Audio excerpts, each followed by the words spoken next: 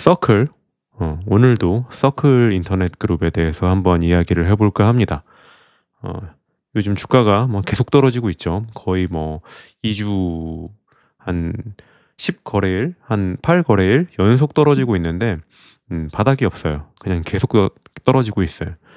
근데 이제 뭔가 이렇게 희망적인 내용을 듣고 싶어서 영상을 찾아오셨다면은 별로 그렇게 희망적인 얘기를 해드릴 게 없어서, 그런 분이라면은 그냥 뒤로 가기를 누르시고, 어, 그냥 왜 떨어지는지나 좀 알자.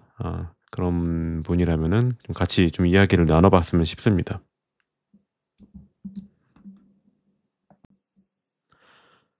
지금 뭐 이렇게 주가를 보면은, 100달러. 그러니까 상장한 첫날, 둘째 날을 제외하고 거의 뭐 최저가인데, 이 정도면은 이제 이 주식을 가지고 있는 사람은 전원 손실이라고 봐도 되겠죠. 이게 불과 저도 지금 평단가가 한 140불인 딱 140불인데 그러니까 지지난주랑 10월 초만 해도 이제 반등하네. 나도 이제 수익률 한 10% 내다보네. 막 이러고 있었는데 갑자기 그냥 이렇게 딱 꼬라 박아 버리더니 이게 되게 조그매 보이는데 150불에서 100불이 됐으니 단기 고점 대비 3분의 1이 날아간 거예요. 저도 이제 실제로 거의 20% 중반을 넘어서는 거죠. 손실률이, 평가 손실률이. 예, 지금 뭐 장이 열리기 전인데 이미 지금 한 마이너스 1. 몇 프로 떨어지고 있어, 지금. 그래서 거의 움직이는 게 거의 뭐 코인 수준이다. 아주 뭐 잡코인 정도는 아니지만은 그래도 이더리움 정도는 안 되는 것 같고 그 밑에 하는 솔라나 정도는 되는 것 같아요. 그 정도로 지금 변동성이 심합니다. 지금 뭐 제 포트폴리오인데 뭐 대체로 좋아요. 이제 빨갈수록 이제 수익률이 높은 건데 미국 증시도 요새는 뭐 구글, 엔비디아, 브로드컴 다 좋고 요새는 아마존도 막 치고 올라와가지고 귀탱이에 여기 서클 인터넷 그룹 있죠. 예, 서클 있고 비트코인, 이더리움, 코인베이스 막 있어요. 이렇게 귀퉁이에 이렇게 조그맣게 있어도 마이너스 10%씩 맞으면은 조금 이제 아픕니다. 전체 자산에서 조금 스크래치를 주는 거죠. 일단 이 악재들이라고 한다면은 뭐 한두 개가 아니에요. 뭐 근본적으로는 이제 여기서 이제 파생된 부분들도 있고, 전체 매크로적인 부분들도 있는데, 주가가 떨어지는 이유를 찾자면은 이게 한두 개가 아니다. 복합적이고 여러 가지 지금 배경이라든지 원인들이 겹쳐가지고 서클 입장에서는 굉장히 지금 안 좋은 상황이긴 합니다. 하나씩 좀 보죠. 일단 이게 며칠 됐는데 해킹이 됐어요. 그 이더리움이 엄밀히 말하면 이제 이더리움 자체 코인이 해킹이 된 게 아니고 어떤 이제 플랫폼이 해킹이 된 건데 생각보다 이게 여파가 좀 큰 것 같습니다. 원래 이전까지 이더리움이 분위기가 되게 좋았거든요. 그래서 이제 비트코인의 자리를 넘본다. 우리는 이제 에셋 파킹의 역할을 하겠다. 어? 어떤 거래의 역할은 세컨 레이어 코인들에게 맡기고 이더리움은 비트코인의 포지션으로 간다. 뭐 이런 이야기도 나올 정도로 굉장히 분위기가 좋았는데 한번 두드려 맞고 이제 내려오는 거죠. 사실 이더리움의 잘못은 아닌 것 같아요. 근데 이제 어쨌든 해킹을 당한 거는 팩트니까 심리에 영향을 줄 수밖에 없죠. 결국에는 저는 이제 이 크립토 시장이 굉장히 이제 커질 거라고 당연히 믿어 의심치 않고 전망이 굉장히 밝다고 보는데 아까 제가 이제 전체 포트폴리오에서 그렇게 귀퉁이에 조그맣게 비중을 이제 크게 들어갈 수 없는 이유가 이런 식으로 뭔가 이렇게 신뢰도에 영향을 주는 이슈들이 물론 그런다고 해도 이 전체적인 흐름을 멈출 수는 없지만은 그냥 내가 이제 불안해지는 게 싫기 때문에 비중을 크게 넣을 수가 없는 거죠. 아무튼 이제 해킹이 됐어요. 그 해킹이 됐는데 저도 뭐 자세히는 모르지만은 뭔가 이렇게 해킹이 되면서 청산이 훨씬 많이 됐다. 그러니까 해킹 당한 거는 1.28억인데 청산당한 규모는 그 10배인 13.6억 달러가 청산을 당해놔서 심리가 이제 굉장히 무너지는 거죠.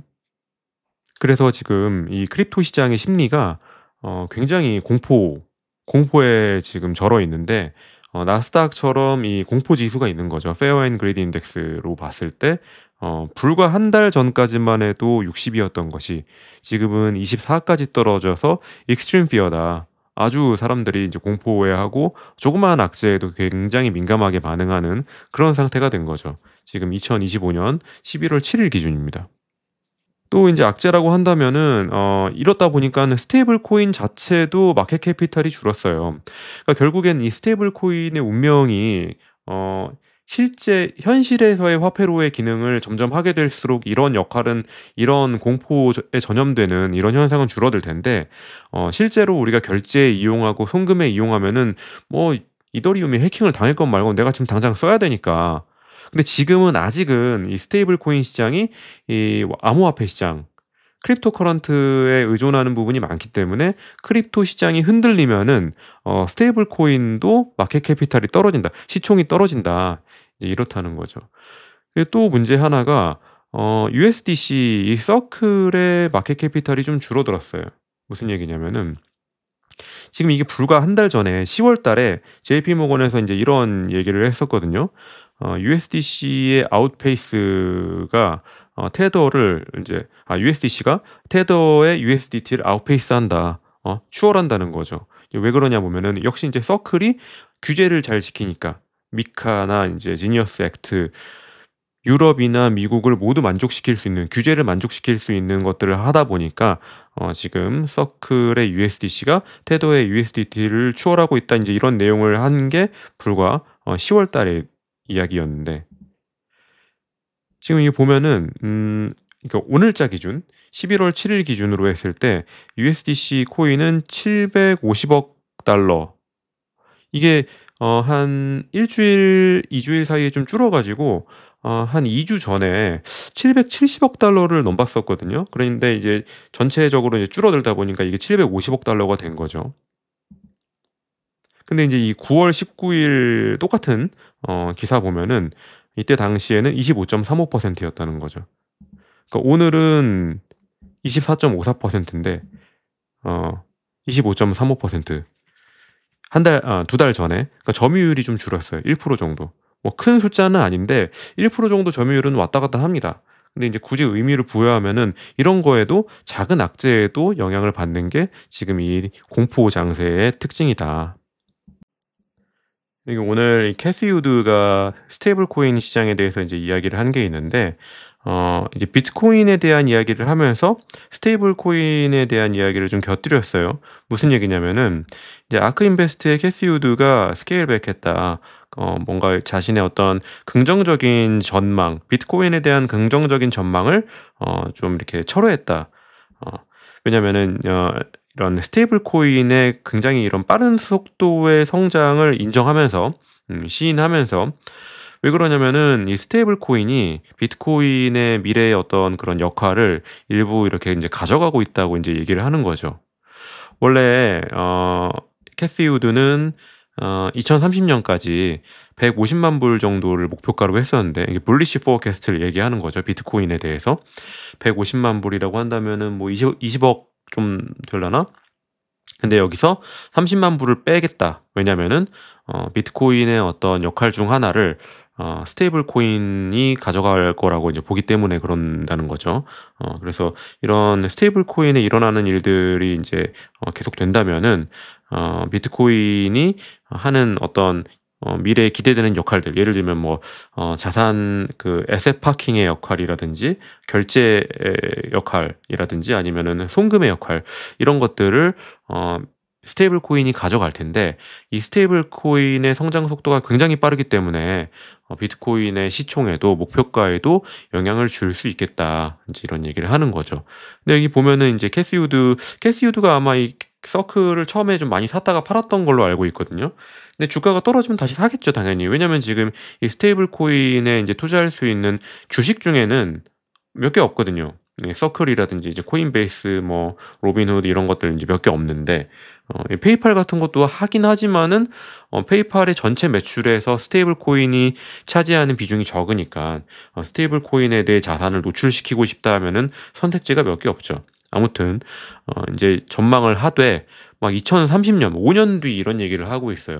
사실 5년 뒤에 막 이런 비트코인 150만 불 보고 투자 막 이렇게 홀드할 수 있는 투자자가 몇이나 될까 하는 뭐 이런 생각은 들지만은, 저도 이제 어 작년부터 이렇게 쪼끔씩 사 가지고 100, 올해였나? 올해 상반기에 평당가 한 1억 3천만 원 정도의 이제 비트코인을 좀 사놓은 게 있는데 계속 올랐잖아요, 그동안에.